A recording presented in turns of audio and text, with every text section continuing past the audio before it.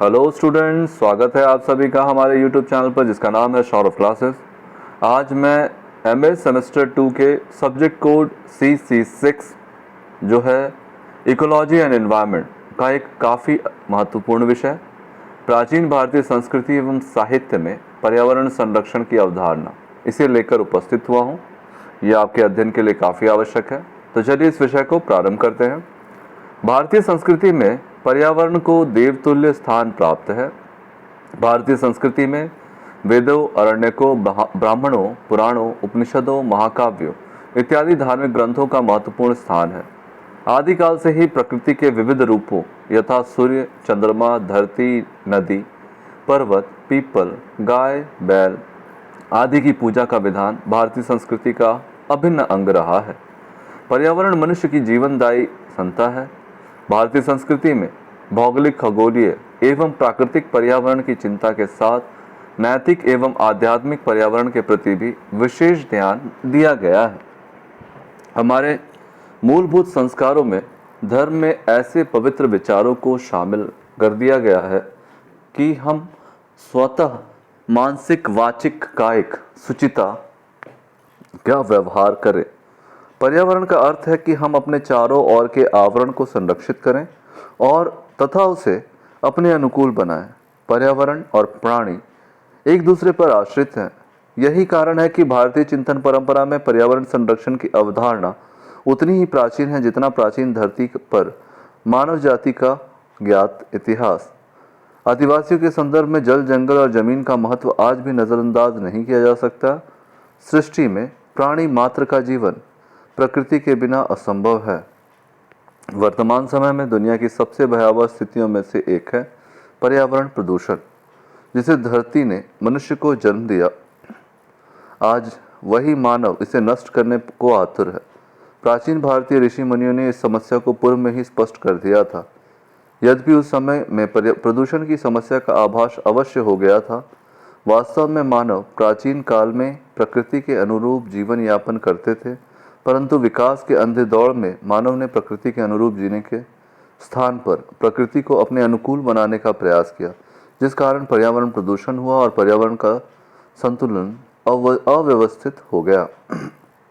पर्यावरण का शाब्दिक अर्थ है परितः आवरण, अर्थात चारों ओर का व्याप्त घेरा या आवरण।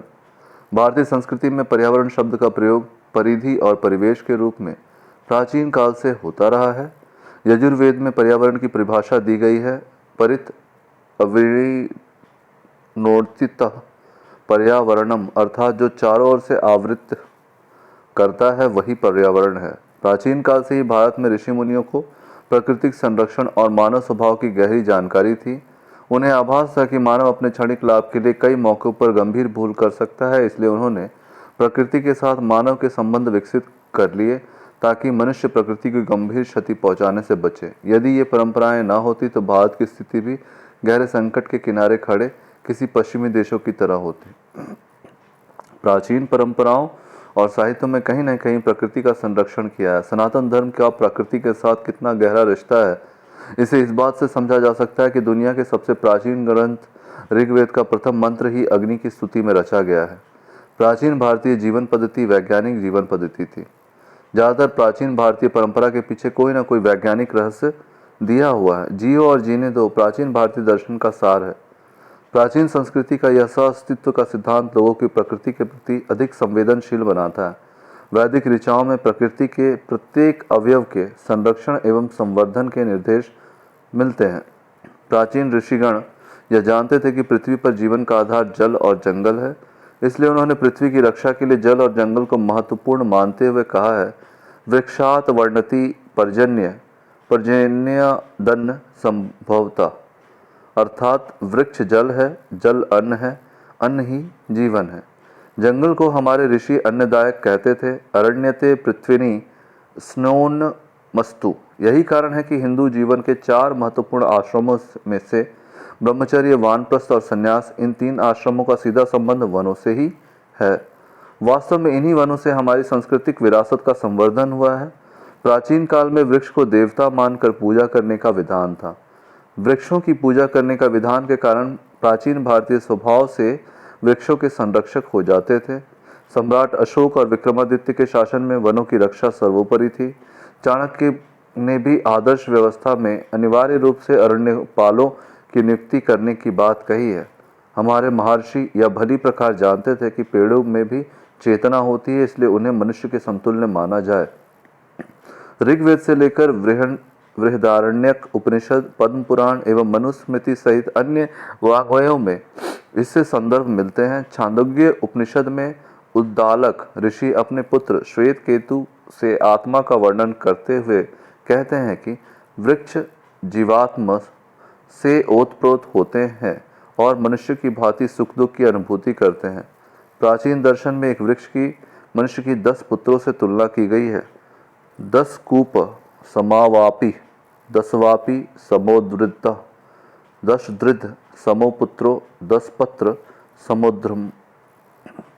प्राचीन संस्कृति में घर में तुलसी का पौधा लगाने का भी प्रमाण मिलता है। इसके पीछे कुछ वैज्ञानिक कारण भी है। यथा तुलसी का पौधा मनुष्य को सर्वाधिक प्राणवायु अर्थात सर्वाधिक ऑक्सीजन देता है, साथ ही इसमें अनेक औषधीय गुण मौजूद हैं। पीपल को देवता मानकर पूजन करने के पीछे भी यही वैज्ञानिक कारण है कि यह अत्यधिक ऑक्सीजन का उत्सर्जन करता है। इसी प्रकार भारतीय संस्कृति में रात में पौधों को छूने की मनाही है। कहा जाता है कि इससे उनकी निद्रा में विघ्न पड़ेगा, परंतु वैज्ञानिक कारण है कि रात में वृक्षों से कार्बन डाइऑक्साइड का उत्सर्जन होता है, अतः रात के वक्त वृक्षों के नज़दीक सोना अथवा नज़दीक रहने से स्वास्थ्य को हानि पहुंच सकती है। इसी प्रकार भगवान शंकर की उपासना में बेलपत्र एवं धतूरे का प्रयोग किया जाता है। फलतः प्रत्येक शिव भक्त इन वृक्षों का संरक्षक बन जाएगा। इसी प्रकार वह पूर्णिमा और आंवला ग्यारस का पर्व मनाने के लिए वह वृक्ष और आंवले की वृक्षों का संरक्षण अवश्य करेगा। ये सभी वृक्ष विशिष्ट औषधीय गुणों से ओतप्रोत हैं, अतः धार्मिक क्लेवर में यह पर्यावरण संरक्षण का ज्वलंत उदाहरण है। हमारी प्राचीन संस्कृति में अनेक देवी देवताओं को अनेक पुष्पों वृक्षों से संबंधित बताया गया है। यथा सरस्वती को पीले फूल पसंद है, देवी लक्ष्मी को कमल और गुलाब के पुष्पों से प्रसन्न किया जाता है, गणेश दुर्वा से प्रसन्न होते हैं। हिंदू धर्म में प्रत्येक देवी देवताओं भी पशु पक्षी और पेड़ पौधे से लेकर प्रकृति के विभिन्न अवयवों के संरक्षण का संदेश देते हैं। जल स्रोतों पर्यावरण के अभिन्न घटक हैं। प्राचीन काल से ही सभ्यताओं एवं संस्कृतियों का विकास नदी घाटियों में होता आया है। जो ग्राम नदियों से दूर स्थित है वहां ग्रामीणों ने तालाब बनाए। वास्तव में जल स्रोत की उपलब्धता के अभाव में ग्राम व नगर की कल्पना भी नहीं की जा सकती। अथर्ववेद में बताया गया है कि आवास के समीप शुद्ध जलयुक्त जलाशय होना चाहिए। जल दीर्घायु प्रदायक, कल्याणकारक, सुखमय और प्राण रक्षक होता है। यही कारण है कि जल स्रोतों को बनाए रखने के लिए प्राचीन सभ्यता में इनको सम्मान दिया गया है। भारतीय परंपरा में ज्यादातर नदियों को माँ की संज्ञा दी गई है। छांदोग्य उपनिषद अन्न की अपेक्षा जल को उत्कृष्ट कहा है। महर्षि नारद ने कहा है कि पृथ्वी की मूर्ति मान जल है। अंतरिक्ष, पर्वत, पशु पक्षी, देव, मनुष्य, वनस्पति इत्यादि सभी मूर्तिमान जल है। जल ही ब्रह्मा है। ऋग्वेद में जल का विश्व को जन्म देने वाली श्रेष्ठ माँ कहा गया है। मातृत्मा विशस्थ स्थातुर्जरगतो जवित्रिय। बृहदारण्यक उपनिषद में कहा गया है, इमा आपः सर्वेषा भूताना माध्वा साभवा सवाभि भूतानी निमधु। अर्थात यह जल समस्त प्राणियों के लिए अमृत है। जल में अग्नि का वास होता है, अतः नग्न स्थान वर्जित था। पुराणों में ऐसी जानकारियाँ दी गई हैं जिनको किसी पवित्र नदी के किनारे नहीं करना चाहिए। नाप्सु मूत्र पुरुष अर्थ कुर्यात न निष्टिवेत न निवसन स्नायात गुहाओ न इवोग्नि। गंगा को माँ का दर्जा दिया गया और इसे पावन और पवित्र माना जाता था।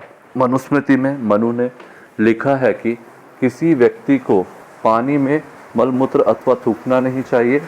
अपवित्र वस्तुओं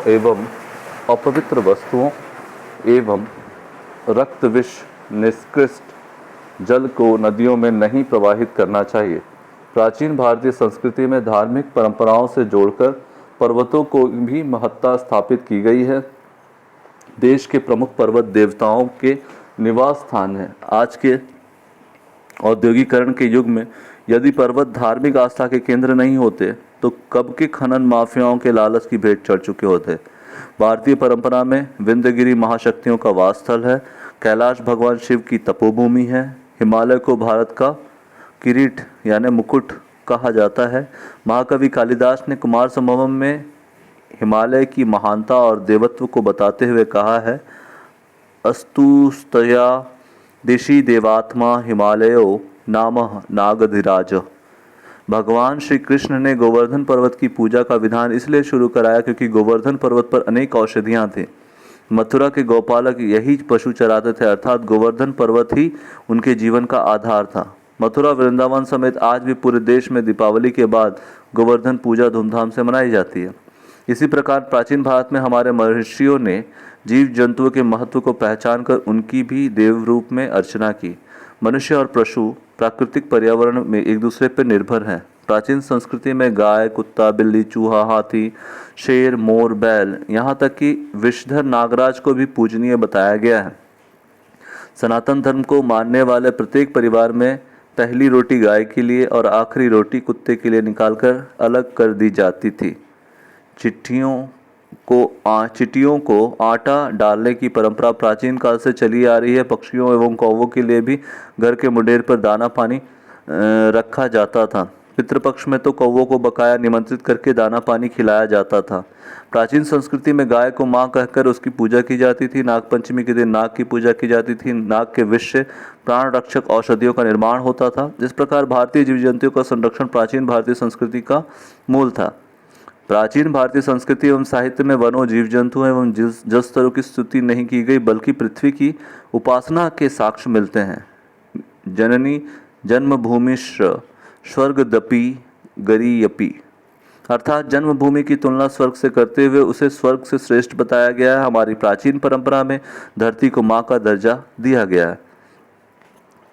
यस्या मना ब्रीहि यवो यस्या इमा पक्षकृष्टया भूपे पर्जन्य पत्यनो नमोस्तुते वर्ष भेदस्य, अर्थात जिस भूमि में धान, गेहूं, जौ आदि खाद्य प्रचुर मात्रा में होते हैं, जहां शूरवीर, विद्वान, व्यापारी, शिल्पकार और सेवक में 5 प्रकार के लोग सुखपूर्व निवास करते हैं, जिस भूमि में निश्चित समय पर वृष्टि होकर अन्न आदि उत्पन्न होते हैं, पर्जन्य से जिसका पोषण होता है, ऐसी मातृभूमि को हमारा नमन है।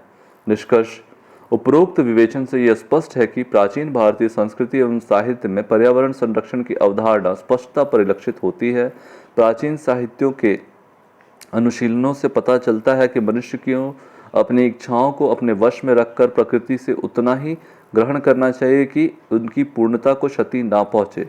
कहा भी गया है कि वेदों की ओर लौटो, अर्थात प्रकृति की ओर वापस चलो। यदि हम अब भी प्रकृति के प्रति संवेदनशील नहीं बनेंगे तो हमारी संस्कृति और सभ्यता का विनाश निश्चित है। वसुधैव कुटुंबकम और सादा जीवन, उच्च विचार। आज के लिए इतना ही। धन्यवाद।